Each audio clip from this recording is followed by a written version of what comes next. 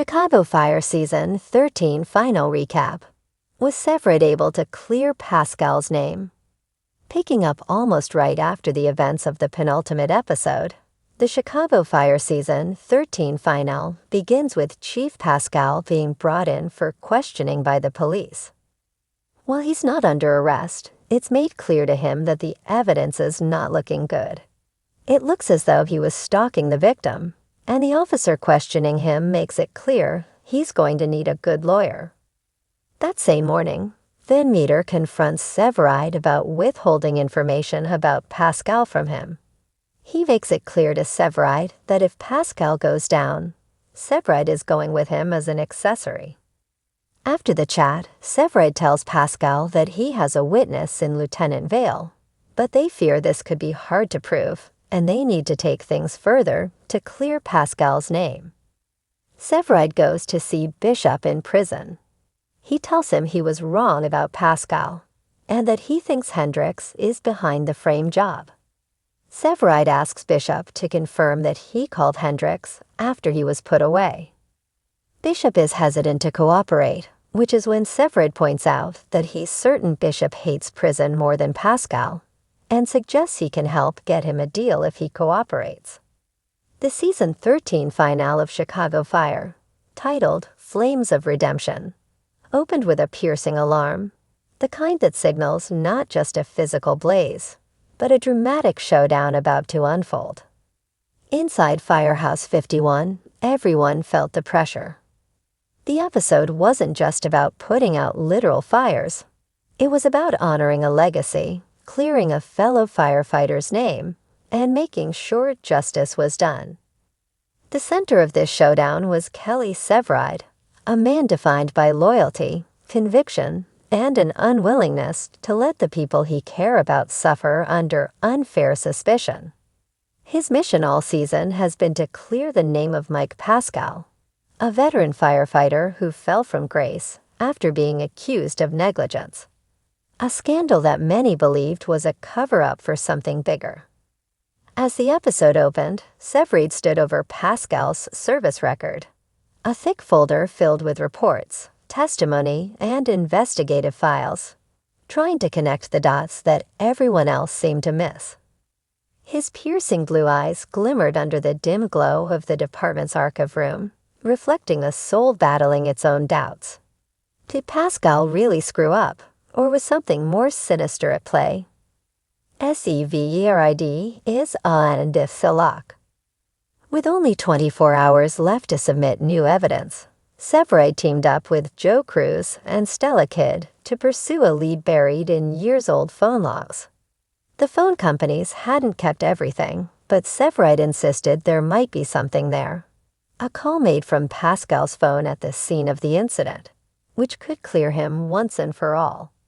Meanwhile, outside Firehouse 51, rumors were spreading. The department's upper echelons were pressuring the squad to drop the inquiry and move forward. The fear was that exonerating Pascal would expose a conspiracy within their own ranks. Something many preferred remained hidden. But Severide wasn't wired to back down. His conscience demanded the truth. Stella and Joey stepped up. Determined to help, Stella called in a favor from a friend in the phone company's data department. Joe, meanwhile, teamed up with Herman and Mouch to pursue a different angle, talking directly to a key eyewitness who had gone into hiding after the incident. The trail seemed icy cold at first. The phone data was incomplete. The eyewitness was scared and unwilling to talk. Department lawyers were closing in to block their inquiry. But when Stella pressed the phone tech, a young woman who insisted her hands were tied, a small breakthrough fell into their lap. A backup server hadn't been purged. There were messages that could clear Pascal, if Severide and his team acted fast enough. ALS to teach effort. With the clock ticking toward midnight, the team rushed across the city in Squad 3's apparatus to retrieve the backup tapes. There were obstacles at every corner. Roadblocks due to a nearby riot, a small warehouse under police surveillance, a conspiracy trying to keep the messages hidden. But Severide pressed forward, ignoring orders to stay back, ignoring the doubts that gnawed at him. When they got their hands on the backup, a dramatic showdown followed in the department's own offices. An insider tried to destroy the drive, adding a layer of conspiracy to the story. But Severide physically fought back, wrestling the disk away and securing it just in time. The truth is, Rory V. Elliott. Once the messages were downloaded, the picture fell into place quickly. The phone logs revealed Pascal made a call not to cover up a mistake, but to report a faulty piece of equipment, a pressure valve, that failed and nearly injured civilians.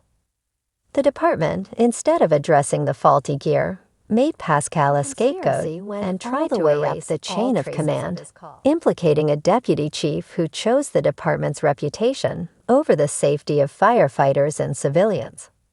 Pascal wasn't negligent.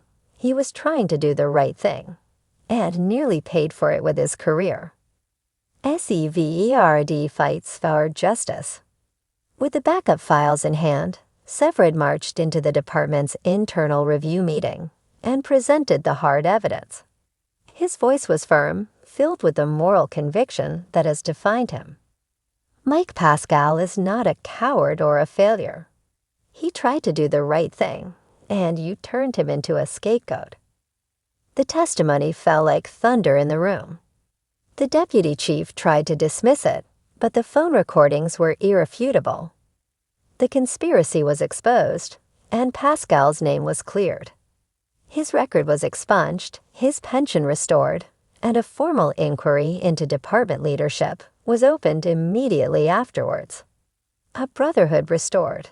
The episode closed with a powerful scene at Molly's bar, where the members of Firehouse 51 raised a toast to Pascal's exoneration.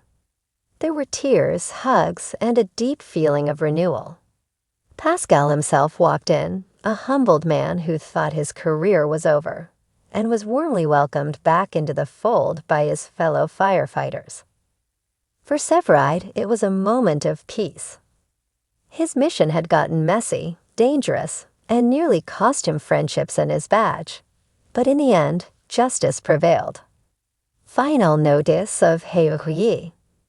As the episode drew to a close, Stella handed Severide a small box, a symbol of their future together. Inside were the keys to a new home, a place where they could start their next chapter, unhindered by doubts and ghosts from the past. Meanwhile, back at the firehouse, the team prepared for whatever the future might bring. More fires to put out, more people to save, more battles to fight. But this time, united and stronger for having fought and won the greatest battle of all, clearing the name of a fellow firefighter.